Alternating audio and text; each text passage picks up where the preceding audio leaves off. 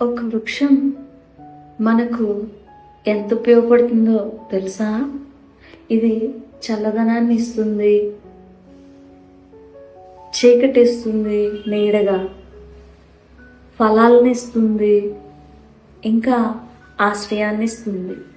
కానీ మనం దానికి ఏమిచ్చాం? రాళ్లే కదా, మనిషి విసిరే రాళ్ళు, అవునా? కానీ వృక్షం ఎప్పటికీ మౌనంగా ఉంటుంది, చాలా ప్రేమగా ఉంటుంది. ఇదే కదా దేవుని ప్రేమ.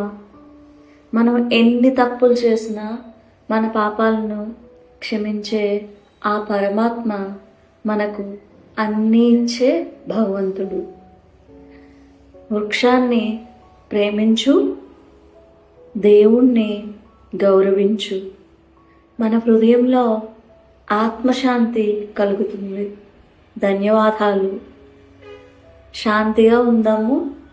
మీరు అందమైన రోజును కలిగి ఉండండి, నవ్వుతూ.